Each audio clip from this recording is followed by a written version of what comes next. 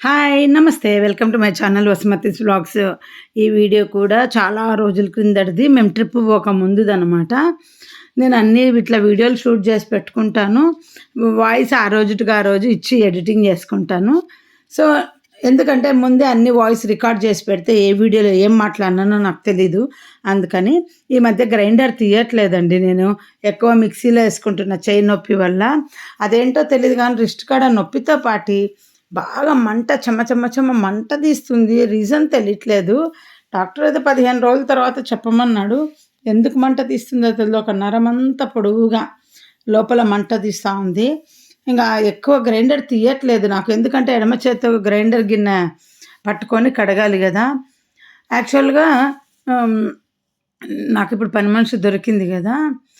So, నేను ఎక్కువ ఇచ్చి పెట్టుకుంటున్నాను ఏమో అన్న ఫీలింగ్‌తో మిమ్మల్ని అడిగితే, యూట్యూబ్‌లో మీరంతా ఎక్కువే ఏం కాదు అన్నట్టు నాకు మెసేజ్ చేశారు.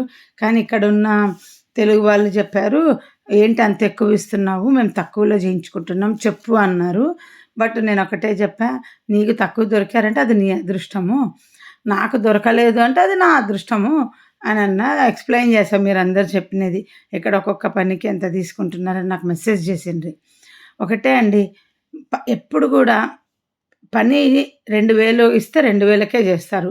మనం ఎంత తక్కువలో ఇస్తే అంత తక్కువ పని చేసిపోతారు.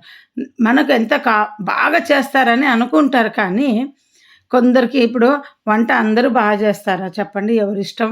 అందరూ చేస్తామనే అనుకోని వంట చేస్తాం గదా! అట్లాగే పని గూడా అందరూ చేస్తారనే అనుకుంటారు. మనకు కావాల్సినట్టు పని చేసేవాళ్ళు కావాలి ముఖ్యంగా.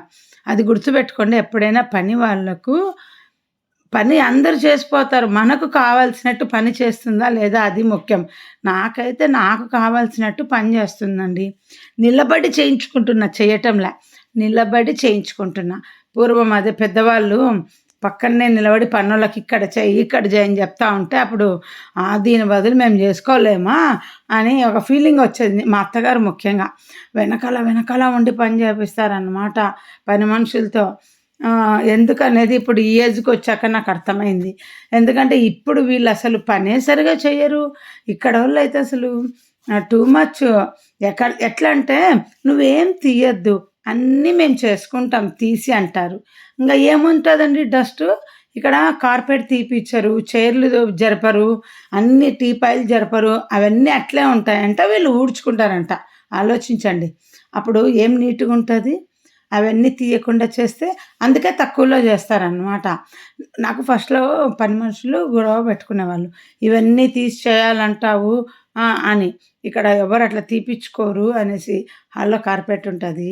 డోర్ మ్యాట్స్ ఇవి గూడా తీయకుండా అట్లే చేపిచ్చుకుంటారంట. అందుకు నేను వీళ్ళకు "నువ్వెంత తీసుకుంటావో తీసుకో. కానీ నాకు ప్రతిదీ ఎత్తి పెట్టాలి" అన్నా. డోర్ మ్యాట్స్ గూడా తీసి పక్కకు పెట్టి ఊడ్చి తుడుచుకొని పోండి. నేను తర్వాత అన్నీ సర్దుకుంటాను అని. టీపాయ్ గూడా ఎత్తిస్తామండి మేము. 2 చైర్లు ఎత్తి పైన పెడతాం.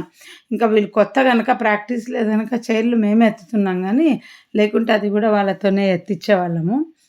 సో, ఇంకా నా గిన్నెలు ఇంకోళ్ళ గిన్నెలతో పోల్చుకునేలాగా ఉండవండి. ఆమెకు చెప్పా పనామెకి, "నా గిన్నెలు ఒక్కరోజు తోమి చూడు. నీకు నా ఇంట్లో డస్టింగ్ చేయడం బెటరో, ఇది బెటరా అని తెలుస్తది." మాకు డిష్ వాషర్ కరెక్ట్ అండి. ఎందుకంటే టూ మచ్ గాజు సామాను, too much costly Tupperware, too much design ఉంటాయి. వీటన్నిటిని చేత్తో మనిషి అనేవాడు ఎవ్వడు కడగలేడు మా ఇంట్లో. అందుకని మాకు డిష్ వాషర్ కరెక్ట్ అనమాట. చాలామంది పని మనుషులు ఉన్నారనేసి కాస్ట్‌లీ వస్తువులు పనోళ్ళు పాడు చేస్తారని కొనుక్కోరు. చాలామంది చెప్పేవాళ్ళు టప్పర్‌వేర్ మాకు పనోళ్ళు గబ్బులేపుతారు, స్క్రాచ్‌లు పడేస్తారు అనేసి. సెరామిక్ వాడాలంటే విరిగిపోతాయని. దీంట్లో అయితే ఏమి అల్మార్‌లో సర్దినట్టు సర్దేస్తాము. హాయిగా ఉంటది. అవును, నేను చేసినట్టు వీడియోలు ఎవ్వరు చెయ్యరు గదండీ. అస్తమానం వస్తువుల మీద. మనుషుల్ని ప్రేమించే కంటే వస్తువులను ప్రేమించండి. నిజం చెప్తున్నా. మనుషుల్లో ప్రాణం కదలిక ఉంటది కానీ మనసు ఉండదు. వస్తువుని జాగ్రత్తగా పట్టుకుంటే మన దగ్గర జాగ్రత్తగా ఉంటది. కానీ మనుషులు మాత్రం ఎంత జాగ్రత్తగా పట్టుకున్నా వాళ్ళ మనస్తత్వం బయటికి ఒకరోజు చూపిస్తారు. నిజంగా చెప్తున్నాను. సన్యాసులు ఎందుకు సన్యాసం తీసుకొని సన్యాసాశ్రమాలకు చేరతారనేది నాకు ఈ జన్మకు బాగా తెలిసొచ్చింది. ఎందుకంటే మనుషులతో బతకలేక, చేతగాక, మనుషులతో యుద్ధం చేయలేక దీనికంటే అదే బెస్ట్ అని చెప్పి అక్కడికెళ్ళి ప్రశాంతంగా తపస్సు చేసుకుంటూ ఎవడైనా పెడితే తింటారు, లేదంటే లేదు. నాకు నిజంగా నేనేమి ఇన్ని సామాన్లను ప్రేమించే నేను వైరాగ్యం లేదనుకోకండి, నాకుంది వైరాగ్యం. అందుకనే నేను ఎక్కువ లైఫ్ ఎంజాయ్ చేయాలని ఎక్కువ ఆతృత పడతా. ఎందుకంటే ఇంకా వచ్చే జన్మలో నాకు సంసారం వద్దని మైండ్ ఫిక్సింగ్. మనం ఏమనుకుంటే భగవంతుడు మనకు అది ప్రసాదిస్తాడు. ఈ జన్మలో పూర్తిగా ఫుల్ఫిల్ చేసి సంసార జీవితంలో నా బాధ్యతలు ఫుల్గా కంప్లీట్ చేసేస్తే ఇంకా దీని మీద నాకు ఏ మోహం ఉండదు. అందుకని ఏ కోరిక ఉన్నా దాన్ని తీర్చేసుకునే ప్రయత్నంలోనే ఉంటానన్నమాట. ఎట్లా ఇష్టమైతే అట్లా ఇష్టంగా లైఫ్ లీడ్ చేస్తున్నా. బేసిక్గా నాకు మా గురువుగారి ఆశీర్వాదం కూడా ఉంది. వచ్చే జన్మలో నాకు సంసార జీవితం లేదని పెళ్ళికి ముందే ఆశీర్వదించినాడు. అందుకనే ఎందుకంటే మా గురువు శిష్యులకు నేను బాగా సేవ చేశానన్నమాట. రాత్రింబవళ్ళు బెడ్లో ఉన్నప్పుడు ఎంత సేవ చేశానంటే వాళ్ళ స్నానము, వాష్రూమ్లు అన్నీ కూడా నేనే చూసుకున్నాను. అప్పుడు ఆయన ఇచ్చిన ఆశీర్వాదం అనమాట. ఆ సంవత్సరమే నాకు పెళ్ళి ఫిక్స్ అయింది. మా ఆయనకి ఎప్పుడు చెప్తుంటానన్నమాట. మా ఆయన నేను సరదాగా మాట్లాడుకున్నప్పుడు నాలాంటోడు నీకు దొరకడం లక్ అంటే, అవును నీలాంటోడిని పెళ్ళి చేసుకోవటం వల్ల జీవితంలో సంసారం అనేది ఇంకెంత కష్టం అనేది నాకు తెలిసి వచ్చేలాగా భగవంతుడు చూపించి ఇంక ఇది వద్దురా బాబు అనేలాగా చేశాడు అని చెప్తుంటా. ఉన్నమాట నిజమండి. నేను ఎన్ని టైప్స్ కష్టాలు ఫేస్ చేశాను అంటే, ఇప్పుడు అనుభవిస్తున్న కష్టము బ్యాక్కి కొంచెం వెళ్తాను.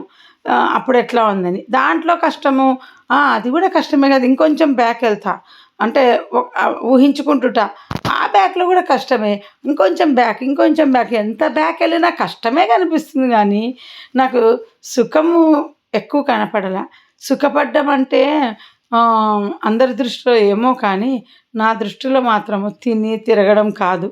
కోరుకున్న సుఖము ఏ లైఫ్లో నాకు లేదు. అంటే ఈ ఏజ్కి ఈ తగ్గ సుఖం నాకు ఎప్పుడూ లేదండి.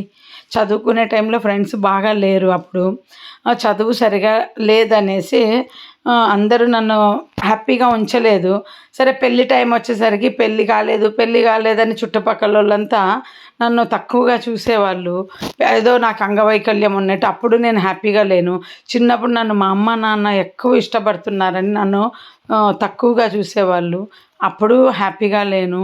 అంటే అవి నన్ను బాధించేవన్నమాట. నాకు తెలుసు, నాకు అప్పుడు బాధించినటువన్నీ గుర్తున్నాయి. ఎవరికైనా అనుభవించినప్పుడు గుర్తుండవండి, లాంగ్ టైం తర్వాత గుర్తొస్తుంది. ఇంకా పెళ్ళి తర్వాత అందరితో సమానంగా నేను లేనని నాకు ఒక ఫీలింగ్ నన్ను ఎప్పుడు బాధించేది. అంటే నా చుట్టుపక్కల వాళ్ళతో సమానమైన లైఫ్ నేను లీడ్ చేయలేకపోతున్నాను అనేసి. నా కళ్ళ ముందు ఎప్పుడు అంత బాగున్నోళ్ళే కనిపించేవాళ్ళు, నాకంటే బాగున్నోళ్ళు కనిపించేవాళ్ళు నాకు.